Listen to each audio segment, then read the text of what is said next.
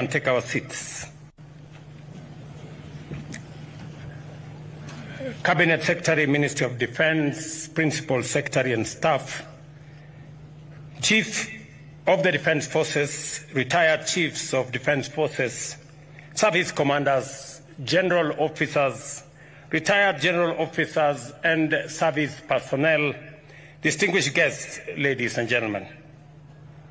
It gives me great pride and honor to join today here at Moi Barracks, Eldoret, as we mark the Kenya Defense Forces Day. This occasion is a moment of deep national pride, a day when we pause as a nation to honor our gallant men and women in uniform, officers whose enduring courage and steadfast devotion to duty have safeguarded our sovereignty, upheld our security, and advanced our stability and prosperity. Today's celebrations, guided by the theme enhancing a soldier-centric approach towards mission readiness for national security and development, comes at a defining moment, capturing both the spirit of our times and the enduring call to place the soldier at the heart of our national security and development agenda.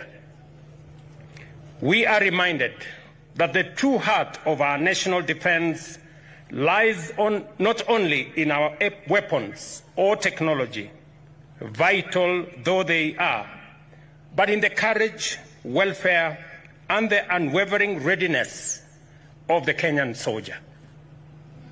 It is the soldier who stands as the living shield of our sovereignty, the steadfast pillar upon which our security progress and national destiny are built.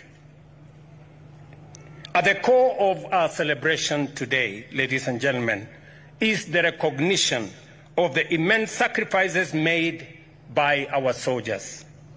Every soldier who dons the Kenyan uniform carries the hopes, safety, and dignity of millions of our citizens. They operate in punishing terrains, enduring long separations from their families, and face danger with extraordinary courage. We cannot forget our brave heroes and heroines who have paid the ultimate price in the line of duty, defending our borders, securing our communities from the threat of terrorism, and serving in peace support operations beyond our borders. Their memory is forever etched in the conscience of our republic. We owe an unending debt of gratitude to them and to their families, whose sacrifice continues to inspire our nation's resolve. As Commander-in-Chief, I solemnly reaffirm the government's resolute commitment to honoring their service through devoted care and support for their dependents. Ladies and gentlemen, mission readiness is measured by the strength of the men and women in uniform, their physical fitness, psychological resilience, moral grounding, and social support. That is why, as a government, we have set out 4 clear priorities to strengthen the foundation of our defense forces. The first, the welfare of the soldiers and their families. We have expanded healthcare in military facilities, accelerated housing projects across services, bases, and barracks, and enhanced family support programs.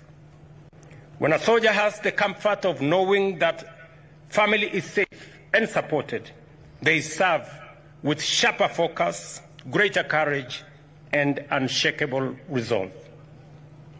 Second, we are investing heavily in training and professional development. We have upgraded training facilities, integrated advanced simulation technologies, and deepened professional military education. Through collaboration with allied nations, our troops now train alongside the best, mastering both conventional and modern forms of warfare. Third, We are modernizing our equipment and technology. Bravery alone does not win battles. Preparedness does.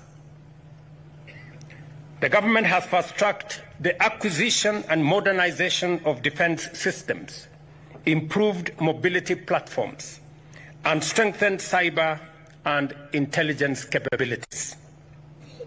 The battlefield is changing rapidly, and Kenya must always remain a step ahead of emerging threats.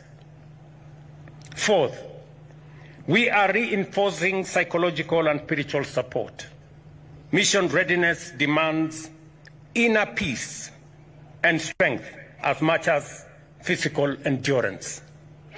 We are scaling up programs to address post-traumatic stress, build resilience, and provide moral guidance, recognizing that the mind and spirit of a soldier are as vital as their skill and strength.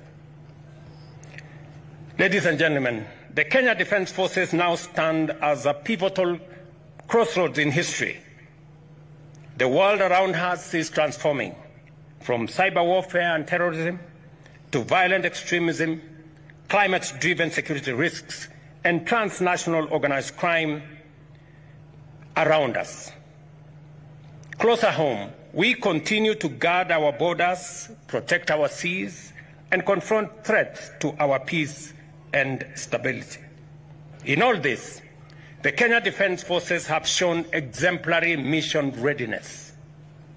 Through operations such as Linda Nchi, contributions to the Africa Union Transition Mission in Somalia, and the humanitarian assistance across our counties during national disasters, our officers have demonstrated readiness is not confined to the battlefield. It also extends to every sphere where the safety and dignity of Kenyans are at stake. Our approach must therefore remain dynamic by strengthening intelligence gathering, fostering interagency collaboration, and investing in rapid deployment capabilities. Distinguished guests, security and development are two sides of the same coin. Without security, there can be no sustainable development. And without development, insecurity finds fertile ground. The KDF, through their discipline and professionalism, continues to contribute immensely to our national development agenda. Fellow citizens, the story of KDF is the story of what is possible when Kenyans choose excellence over average, service over selfishness, and courage over comfort. The transformation of our nation depends on this very spirit, the willingness to think big, to believe in our own potential, and to reject the limits of the ordinary. I have said it before, I repeat it here today again, that we must reject mediocrity in all its forms. We must aim higher, work harder, and serve better. We must settle for nothing less than the very best. Kenya Defence Forces are our heroes and patriots who continue to serve our beloved country with unmatched efficiency, discipline, and commitment.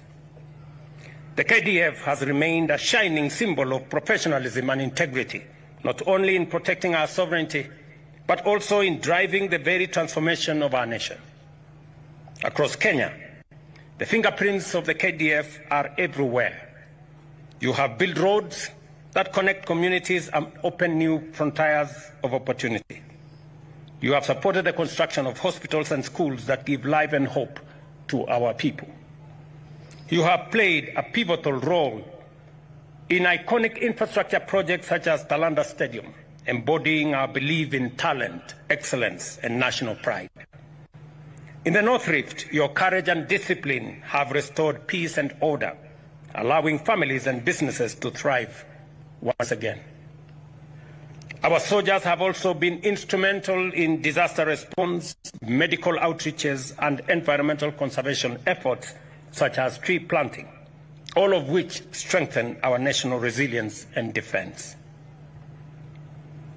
We shall continue to harness the skills and expertise of the Kenya Defence Forces in nation-building projects, whether in housing, manufacturing, innovation, or national infrastructure. And I'm very proud that finally we will have the Ulinzi Construction Company that will have all the capabilities for us to have KDF undertake construction of roads, bridges, houses, especially in difficult areas of our nation. I have committed to the KDF fraternity that the government of Kenya is going to put at their disposal all the